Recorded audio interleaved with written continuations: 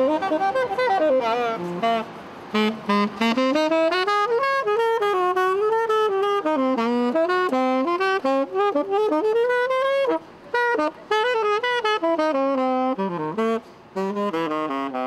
work for the New York City Comptroller's Office and in the area of corporate social responsibility.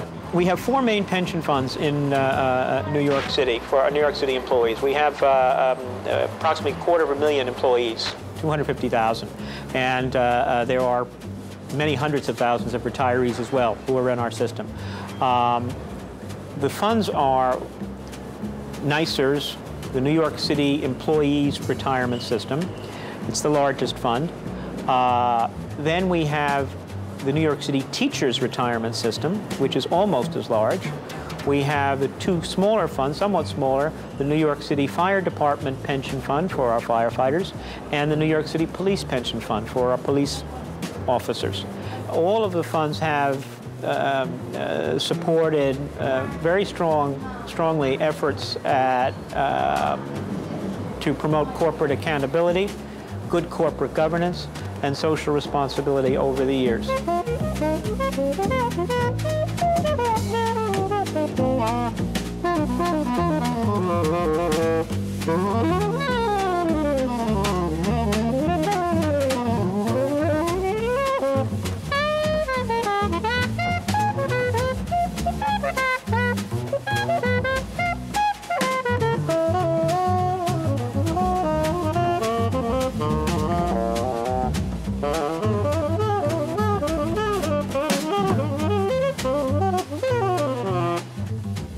Teachers, dans son incarnation actuelle, oui, il a commencé en 1990, mais essentiellement, le régime de retraite, il date de 1917.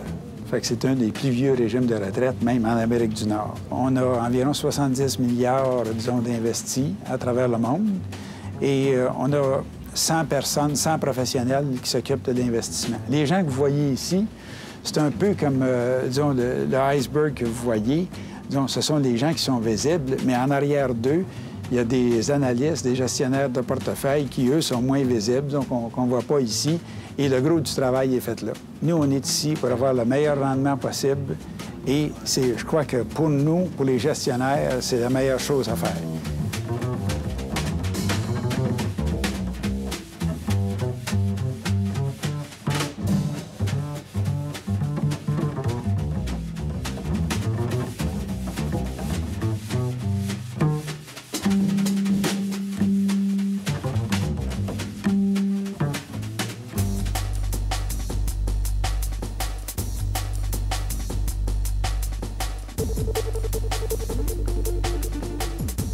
Qu'on soit à New York, à Toronto ou à Montréal, les caisses de retraite représentent des actifs importants parce que partout au Canada, aux États-Unis ou ailleurs, les travailleurs et les travailleuses ont besoin de se construire une sécurité de revenus à la retraite et ça prend des ressources considérables pour le faire, des grands bassins de capitaux. Alors, ça peut être de grandes caisses de retraite comme NYSERS à New York avec 80 milliards. Ça peut être Teachers avec 73 milliards. Ça peut être un régime comme le régime de retraite de l'Université du Québec à 1,5 milliard. Mais dans tous ces cas-là, ces caisses-là combinées représentent un pouvoir considérable dans l'économie.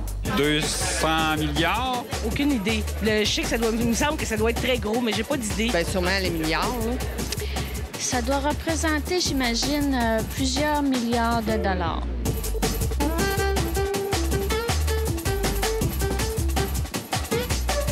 Dans tous les pays occidentaux, les caisses de retraite sont de loin parmi les principaux investisseurs institutionnels. Dans plusieurs pays, ils dépassent les actifs des banques, par exemple. Et au Canada, un chiffre simple, c'est que l'actif des caisses de retraite, à lui tout seul, équivaut à plus de 50 de la capitalisation boursière canadienne. Alors, c'est un joueur incontournable. Il y a différents fonds de pension. Il y a des fonds de pension dans le secteur privé, les caisses de retraite du secteur privé, où là, souvent, les employés ont un certain rôle, les représentants des travailleurs ont un certain rôle, mais souvent, ils sont minoritaires sur les comités décisionnels, les comités de retraite. Je pense que ce levier-là, les quelques représentants des travailleurs sur les comités de retraite peuvent amener une vision très différente, peuvent changer vraiment la façon de voir le placement. Ensuite de ça, on a des caisses de retraite dans le secteur parapublic, que ce soit les universités, les municipalités, Toutes ces caisses-là sont habituellement gérées de façon paritaire. Ensuite de ça, il y a le grand fonds de pension public, la grande caisse de retraite publique, qui est la caisse de dépôt, qui elle, amasse l'épargne de tous les travailleurs qui travaillent pour le gouvernement du Québec, dans le fond. Le modèle québécois a des forces et des faiblesses qui, je pense, qu'il faut classer. Principale force, c'est l'ouverture que les lois ont faite de s'assurer qu'il y a toujours un minimum de représentants des salariés et des retraités. Et comme la loi crée déjà ça comme plancher, ça devient possible pour les syndicats d'élargir les droits des participants en allant chercher davantage de membres au comité de retraite. Une autre force importante, c'est que le mouvement syndical a compris que le corollaire de ça, c'est que si on veut bien représenter les intérêts des membres, il faut mettre sur pied un programme solide de formation pour que les membres du comité de retraite puissent s'acquitter de leurs tâches. Et troisième, qu'on ne réalise pas souvent, mais au Québec, l'exemple aussi bien du Fonds de solidarité de la FTQ que Fonds d'action de la CSN ont rentré dans l'imaginaire des travailleurs et des travailleuses la leçon qu'on peut utiliser le capital à la fois pour obtenir un rendement financier, mais aussi pour créer ou maintenir de l'emploi. Le Fonds de solidarité, aujourd'hui, essayer de dresser un portrait en quelques chiffres rapidement. C'est 500 000 Québécois, Québécoises qui sont actionnaires du Fonds de solidarité, une majorité de travailleuses syndiqués et qui, tous ensemble, possèdent 5 milliards d'actifs. Donc, c'est une somme importante comme outil de développement économique. Et en vertu de sa réglementation, le Fonds de solidarité investit un minimum de 60 de ces sommes-là, donc du 5 milliards, là, dans des entreprises québécoises, en vue de leur développement, toujours dans un objectif de développer l'emploi. Donc, je pense que c'est un outil extraordinaire. On aurait dit ça en 83-84, quand ça partit. C'est clair, personne ne croyait à ça.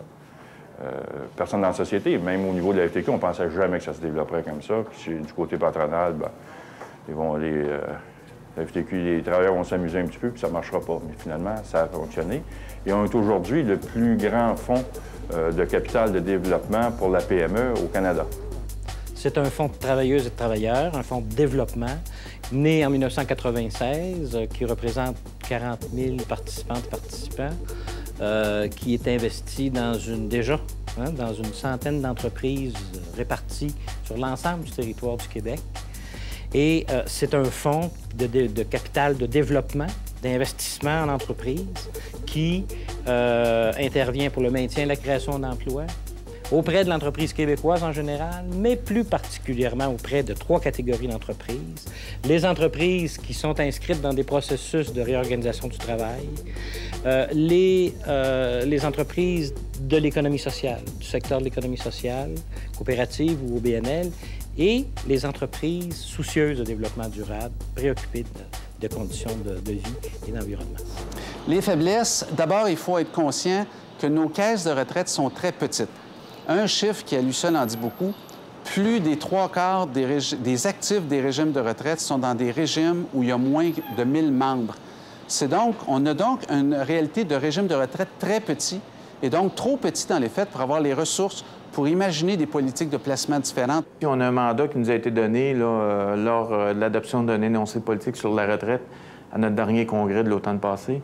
Un mandat qui nous a été donné de créer une fiducie globale. Donc, la FTQ va offrir, dans le courant de l'année, sinon en début d'année prochaine, à ses membres, à ses régimes de retraite, de cumuler, de réunir dans une caisse commune les fonds des travailleurs un peu partout. Pas créer un régime de retraite, mais d'emmener la gestion à un endroit central qui va nous permettre d'être plus efficaces en termes d'investissement, d'avoir des meilleurs rendements à meilleurs coûts, d'être plus influents en termes de campagne d'actionnaires et d'aller chercher des produits spécialisés. Si on veut s'intéresser à l'autre modèle ou une des caractéristiques importantes du modèle québécois, c'est l'existence de la caisse de dépôt, qui est un animal intéressant dans un sens.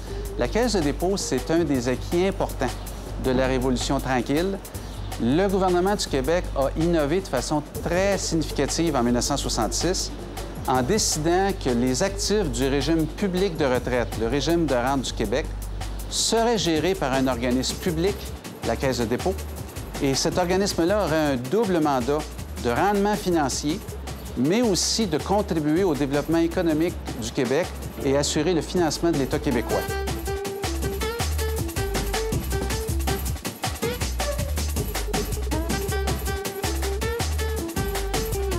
C'est clair que les syndicats peuvent obtenir, par exemple, la parité sur les comités de retraite, comme certains. Récemment, la Caisse de retraite d'Alcan, le syndicat chez Alcan a réussi à obtenir la parité sur le comité de retraite. Ce qu'on a réussi, c'est qu'on a doublé notre rapport de force. Je pense que la clé de notre négociation, c'est vraiment d'avoir fait front uni, front commun avec les retraités. On espère que ça va servir à l'ensemble des luttes au niveau du Québec, de la reprise en main des fonds de pension. C'est une force extrêmement importante. On a, à l'heure actuelle, nous, un actif d'1,2 milliard. Il y a des milliards d'argent un peu partout, je veux dire, qu'on ne contrôle pas et qu'on devrait contrôler. Et on a déjà eu des rencontres avec d'autres organisations syndicales qui font ce travail-là. C'est sûr que on est au tout début, je veux dire, de ce type de mobilisation-là puis de reprise en main. On peut dire que c'est un pan de notre activité syndicale qu'on avait négligé par le passé, puis c'est le temps qu'on reprenne en main. Déjà, il y a des groupes de travailleurs qui ont puisé. Il n'y a pas de recette là-dedans. Moi, je pense que la seule chose, c'est la volonté de reprendre en main nos caisses, puis de s'assurer qu'on travaille ensemble, travailleurs actifs et retraités. Si on oublie ça, moi, je suis convaincu que si on n'avait pas réussi à exiger d'Alcan d'asseoir le représentant du comité des retraités sur la négociation, si on n'avait pas travaillé parallèlement avec les actifs et les retraités, on n'aurait pas avancé là-dedans. L'originalité du régime des pompiers de la Salle, c'est qu'on a la majorité sur le comité de retraite et sur le comité de placement. Lorsqu'on l'a créé en 87, on était 7 membres, 7 participants versus 2 de l'employeur. Aujourd'hui, en 2000, il n'y a plus aucun membre de l'employeur sur le comité de retraite. C'est 12 participants qui gèrent le régime de retraite, dont 7 fiduciaires.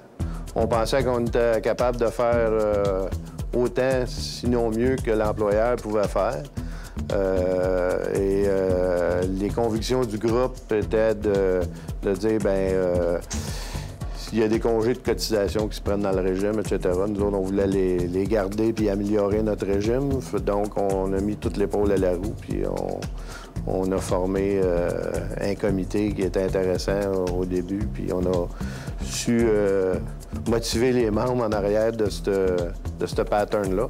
Et ça a donné raison. On a parti d'un régime qui était à 65 ans, et aujourd'hui, les gars, ils partent à 53 ans. Avant, c'était à 65 ans à 2 % par année de service. Aujourd'hui, ils peuvent partir à 2,25 à 53 ans.